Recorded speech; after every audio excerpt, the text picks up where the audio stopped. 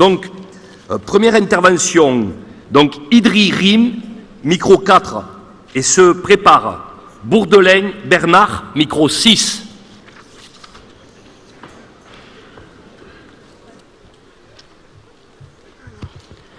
Bonjour, Idri Rim, CGT ex-Fralib et aujourd'hui devenu Scopti. Je suis heureuse d'être parmi vous à l'occasion de notre 51e congrès.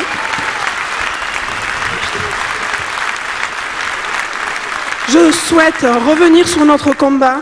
Lorsque nous avons commencé la lutte en 2010, nous étions dans un climat social, certes difficile, mais certaines lois à l'époque n'existaient pas, comme celle de l'ANI, qui nous aurait sans doute mis en très grande difficulté. On ne cesse de compter depuis ces dernières années les attaques du patronat pour casser le code du travail et réduire les droits des salariés.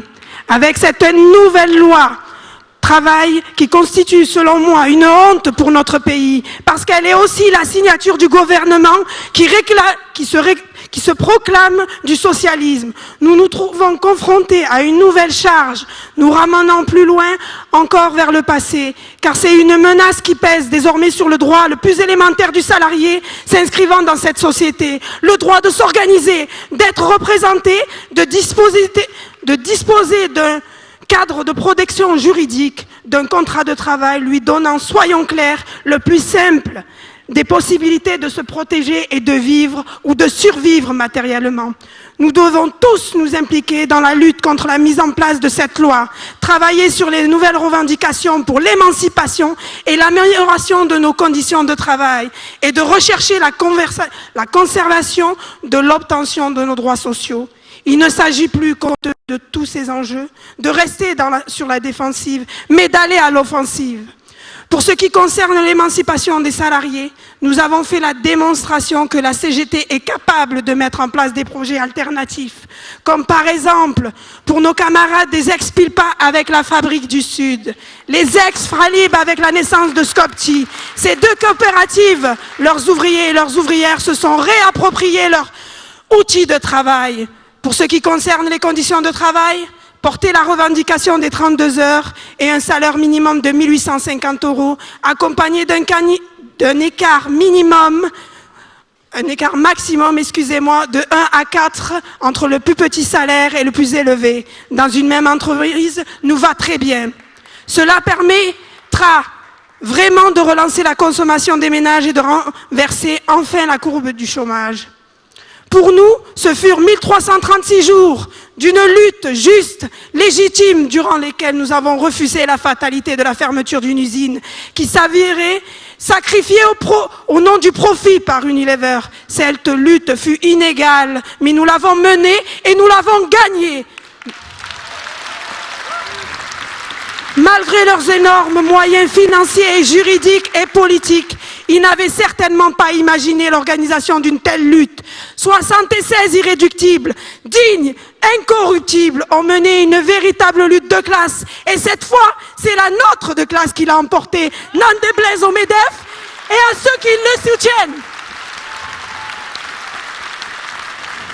Comment aurons-nous pu obtenir une telle victoire si dans l'entreprise nous n'avions pas eu un syndicat CGT qui depuis sa création œuvre sur les bases de lutte et de classe?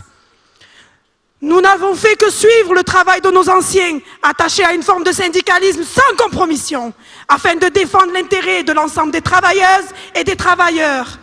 Et nous continuons à le faire vivre aujourd'hui dans notre coopérative. Comment aurions-nous pu obtenir une telle victoire sans les structures du syndicat CGT, avec elles nous avons travaillé pendant 1336 jours, sans relâche, réfléchi pendant des heures, des journées et des semaines. Comment aurions-nous pu étudier, mettre en place des meilleures stratégies de lutte et mobiliser l'organisation de multiples initiatives? Sans cette organisation humaine, comment aurions-nous pu être si efficaces? Comment aurions-nous pu faire de cette lutte, celle des Fralib, une victoire qui nous lie pour toujours au paysage social du pays d'une façon incontournable et redoutable. Ceci a été possible avec l'Union locale CGT d'Aubagne et son appui de proximité, mais aussi l'Union départementale CGT qui a travaillé tout au long de la lutte et œuvre et continue de œuvrer à rassembler à la convergence des luttes nécessaires sur notre territoire si durement touché par la désindustrialisation et la casse sociale. Comment ne pas rappeler les moments difficiles, notamment le 11 mai 2012, la présence de nombreux camarades issus des syndicats venus de tout le département qui ont participé et nous ont aidés à reprendre l'usine face à la milice patronale créée par Unilever afin de finaliser la fermeture et de démanteler notre outil industriel. C'est grâce à cette solidarité que nous avons pu empêcher cette tragédie, que notre projet alternatif a pu voir le jour. Comment aurions-nous pu encore obtenir une telle victoire sans notre fédé, la FNAF? Les syndicats de la profession, disséminés dans les 4 coins de la France, prêts à se mobiliser quotidiennement aux côtés de nous, menant et organisant de nombreuses initiatives à travers le pays. Comment aurions-nous pu obtenir une telle victoire sans les analyses économiques de nos experts Projexa et l'apport dans notre lutte, et notamment dans la bataille juridique, notre avocat, Maître Amin Ghenim? Et enfin, comment aurions-nous pu obtenir une telle victoire sans la solidarité massive, notamment du Parti communiste, ses militants, ses élus, et sans les efforts de l'humanité et de la Marseillaise? Nous sommes en cours d'écriture d'un livre édité par le Temps des Cerises et dont le titre sera « Les Fras libres ». Nous avons gagné tous ensemble le combat contre la multinationale Unilever.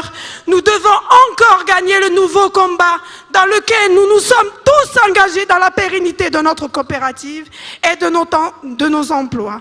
Tous ensemble. Pour cela, nous avons pu encore bénéficier du soutien des camarades et des organisations qui nous accompagnent toujours, figurant parmi les meilleurs clients. Et cette tribune est l'occasion pour moi et pour nous de les remercier, car ils ont compris tout l'enjeu qui se joue pour nous sur ce terrain très complexe qui nous pousse par voie aux contradictions idéologiques et politiques posées par la logique financière de ces grandes distributions. Nous vous invitons aussi à nous solliciter directement et proposons aux 857 UL, 96 UD, 33 organisations nationales et fédérations et syndicats ou comités d'entreprise qui seraient intéressés de devenir clients de la SCOPTI et permettre à nos 700 000 adhérents de la CGT d'être des consommateurs de ce nouveau combat. En conclusion, nous faisons partie de la seule organisation syndicale qui œuvre à la défense des intérêts et des droits des salariés. Pour ma part, syndiquée depuis 6 ans, j'ai la chance de côtoyer des grands hommes avec un grand H, des grandes femmes avec un grand F. Je leur dois énormément, surtout mon émancipation sociale, ce qui n'a aucun prix. Fraternellement, vive le 51e congrès, vive la CGT, hasta la victoria, siempre, compañeros.